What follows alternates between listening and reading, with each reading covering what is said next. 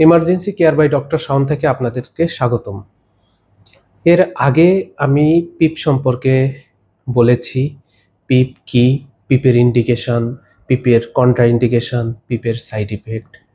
আজকে পিপ এবং অটোপিপ এই দুইটা সম্পর্কে একটু বলতে চাই। আমরা পিপকে যদি সোজা সাপটা বাংলা ভাষায় যদি বুঝতে চাই, পিপ বোঝার জন্য আমার হাতে একটা আম্বো ব্যাগ আছে, আমরা সবাই জানি। এই আম্বো ব্যাগটা just like a ventilator machine. এ পাশে একটা বেলুন আছে, এই বেলুনটা আমাদের লাংসকে রিপ্রেজেন্ট করছে। তার মানে কি, আমি এই ইনস্পিরেশন দিলাম, বেলুনে বাতাস ঢুকলো, তার মানে লাংসে বাতাস গেল। এক্সপ্রেশন করলাম, লাংস থেকে বাতাস বের হয়ে আসলো, মানে বেলুন থেকে বাতাস বের হয়ে আসলো। তার মানে ইনস্পিরেশন দিলাম, প্রেশার 30 হলো, এক্সপ্রেশন করলাম, প্রেশার 0 হয়ে গেল। আমরা কি কখনো এই লাংসের প্রেশার 0 করি? আমরা কখনো 0 করি না, কারণ 0 করলে লাংস কলাপস হয়ে যাবে। আচ্ছা, তাহলে কিভাবে করি? আমরা ইনস্পিরেশন দিলাম, প্রেশার 30 পর্যন্ত গেল, এবং যখন খালি করি মানে এক্সপ্রেশন হয়, তখন কিছু পরিমাণের বাতাস আমরা রেখে দেই। যেমন আমি এই বেলুনে রেখে দিয়েছি, লাংসেও এরকম কিছুটা পরিমাণের বাতাস আমরা রেখে দিই। সেটা কতটুকু হতে পারে? সেটা আমরা 5-6 যতটুকু আমরা সেট করে থাকি, আমরা ততটুকু দিয়ে থাকি। তার মানে সেটা কি প্রেশার? একটা পজিটিভ প্রেশার। কখন প্রেশার? একটা এন্ড অফ এক্সপ্রেশনের প্রেশার, যেটা PEE, positive end expiratory pressure. Ventilator মেশিনে এই পিপের গ্রাফিক্যাল প্রেজেন্টেশন কেমন থাকবে? যেমন আমি যদি ধরি, এখান থেকে 0 থেকে একটা শ্বাস শুরু হলো, ইনস্পিরেশন, এবং সেটা এক্সপ্রেশন এসে এখানে এসে শেষ হলো, আবার 0-তে টাচ করলো। এটা একটা নর্মাল। এখন আমি বললাম যে আমি পিপ 5 রাখবো। সেক্ষেত্রে আমার এই বেজলাইন থেকে একটু উপরে, এখান থেকে ধরেন, এখান থেকে ধরি 5, এখান থেকে যদি আমি একটা শ্বাস শুরু করি, তাহলে কেমন হবে? বেজলাইন কখনো সে টাচ করবে না, এবং শ্বাস নিলাম একটা একটা শ্বাস, ইনস্পিরেশন, এবং বেজলাইন কখনোই সে টাচ করবে না। এটা হলো যে প্রেশার টাইম কার্ভ। আরেকটা আছে flow time curve. Flow time কার্ভের ক্ষেত্রে কেমন হবে?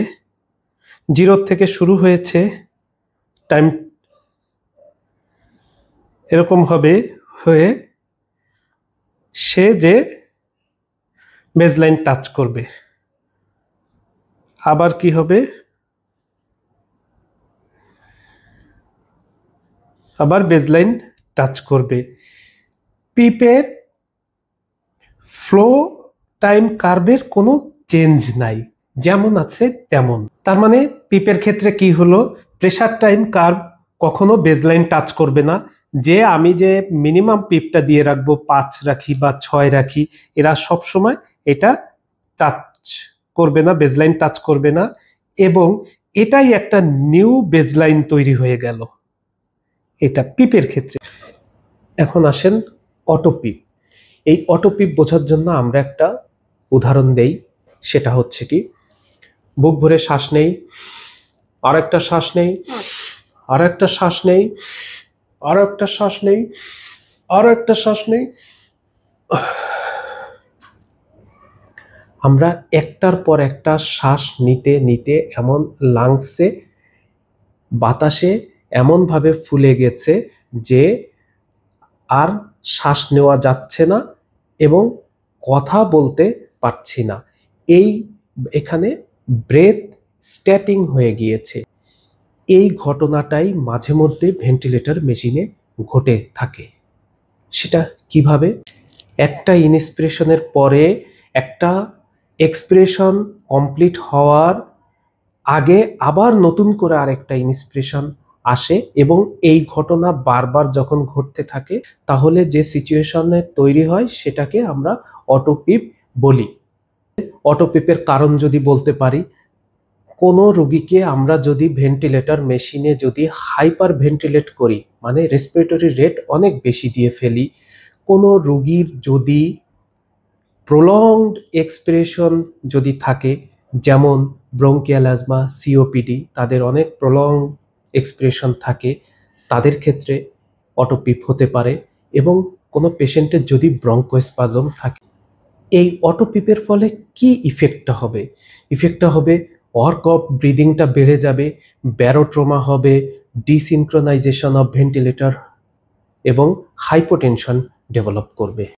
অটোপিপের গ্রাফিক্যাল প্রেজেন্টেশন কেমন হবে, গ্রাফটা কেমন হবে?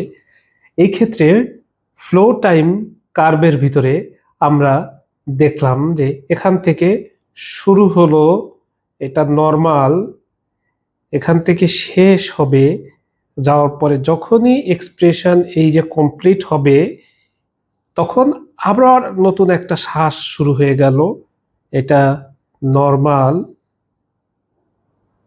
আবার যখনই কমপ্লিট হবে, কমপ্লিট হওয়ার আগে নতুন আরেকটা ইন্সপিরেশন শুরু হয়ে গেল এবং সে কখনোই বেজলাইন টাচ করবে না।